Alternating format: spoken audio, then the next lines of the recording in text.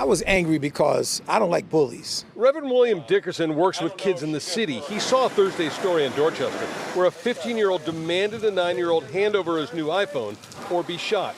That 9-year-old spoke to our John Atwater just after it happened. All he wanted to do is just shoot me right there if I didn't give him my password. 3-1 in custody behind Gunpoint.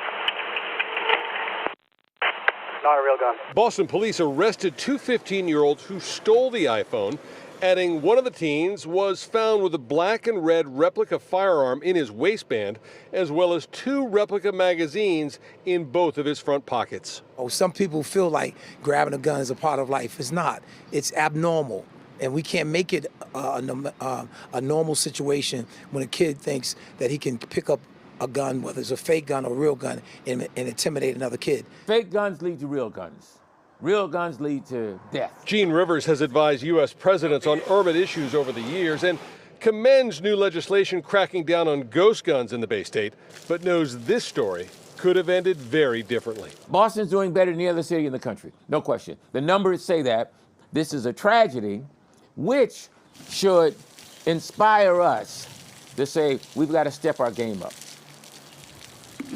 Gene Rivers means by stepping up a game they do every week. Every Wednesday, groups from community leaders, religious leaders, as well as law enforcement all get together for an hour meeting every week in hopes of keeping Boston kids safe on city streets. We're live in Dorchester. I'm Ted Wayman, WCVB News Center 5. I'm just gonna be real. I blame the parents directly out here. Again, for far too long, I have stood on the fact that if parents actually cared about the community, cared about their kids, that they would make sure to actually manage their kids and to make sure that they weren't doing things like this. And you got 15-year-olds out here robbing 9-year-olds for their phones. I'm not trying to hear nobody talk about like, oh, well, why does a 9-year-old have a iPhone? Let's stop trying to justify dumb actions out here by teenagers and also by way of the parents who don't want to monitor their kids. What are a lot of you parents out there doing that is so important that you can't specifically be in your child's life? And I'm saying parents, I'm talking about in general, I'm talking about both the man and the woman. What are y'all doing that is so much more important that you cannot be in your child's life in order to persuade them not to go down a life of crime, in order to make sure that they don't end up with or be around the wrong friends? Because let me sit up there and tell you, as per an example, because I know a lot of people like to give excuses directly out here for the way that they're moving and all this other type of stuff. My mom, single mother. So for all intents and purposes, this is a quote unquote statistic that is speaking. My mom went to school. She also went to work. She also took me to and from school, paid for private school, and also took me directly back and forth into public schools. She also made sure to help me with my homework. She also made sure that I was fed and clothed. She made sure that the water was directly on. Now we had heat, right? We had shelter. She did all of that. Right. And she also was there to watch shows directly with me. Right. So, growing up, my mom was right there with me watching Power Rangers and Animaniacs and all this other type of stuff. Right. And, or, later on, even when it dealt with high school, me and my mom, we were there watching, Smallville, watching, Supernatural, watching, a lot of shows, having those family moments, those family times. So nobody's going to sit up there and try to tell me that you're just way too busy in order to be directly in your child's life. If you are way too busy, then you should have been way too busy to have unprotected relations with a whole nother human being, which from that moment would create a brand new life, something of which that you as an adult, for whatever reason, can't seem to take responsibility for. You can't seem to acknowledge what it is that you created. And again, you don't want to be made responsible for your poor or bad decisions.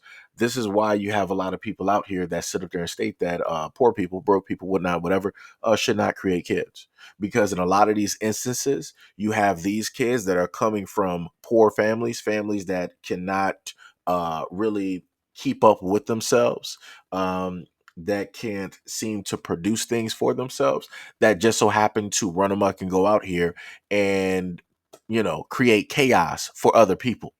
And to a lot of those other people out there that like to say that this is why they moved here, and here. I'm just going to let you know it doesn't matter where you move. The same problem that you ran from is going to catch up to you. This is the same thing with bullies. The moment in time that you decide that you think that you're going to run from one situation, another bully is going to sit up there and pop up. You're going to run from that situation, another bully is going to sit up there and pop up, all because you did not face the first one to begin with. Because if you face the first one, your energy then would be different every single time that you come into a new instance of a brand new school. The same thing here. If people from communities actually stayed and fought, things will be way different. The way that all of this negativity and this chaos just so happened to spread with these kids, it would not be what it is at this moment in time because people would have laid down the law.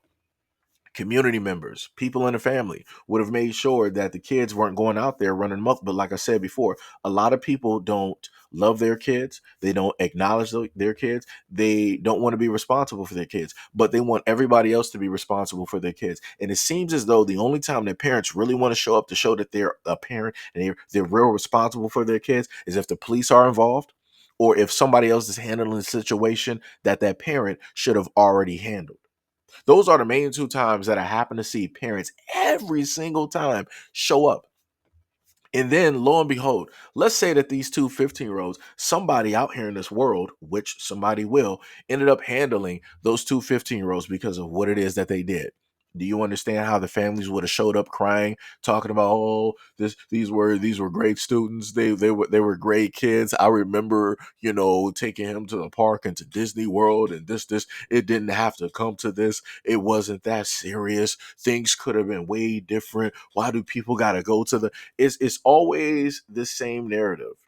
And it's always a way to excuse away the fact of careless parents directly out here. Or as I like to sit up there and say, children having children. And I want people to know, I'm not talking about, just people in their 20s. I'm talking about parents that I've seen that are in their 30s, that are in their 40s, that are in their 50s, that have teenagers. And their teenagers are running amok directly out here. So just because somebody's in their 30s, 40s, and 50s does not mean that they're not a child. No, you're still a child. You're just a child in an adult body, dealing with somewhat adult responsibilities while still trying to live your teenage years or trying to quote unquote live through your child or be the best friend of your child. This is what it looks like when parents don't want to be parents. This is what it looks like when communities lack the ability. I'm sorry, not even lack the ability, forego the ability of being what it is that they used to be, right? Which is the teachers and the guardians of the kids. This is what that looks like. So because of that, everybody else is going to have to deal with this situation and this issue. And for whoever it is out here that is running to whatever suburb, to whatever the state that you want to be in, this problem is going to hit your doorstep. The moment in time that you decide to bear or have kids, that problem is soon enough going to be at your doorstep. It's only a matter of time. It is only a matter of time. But anyways, let me know what you guys think about this video and everything that's stated in the comment description below. And as always, peace, love, and stay tuned for the next video.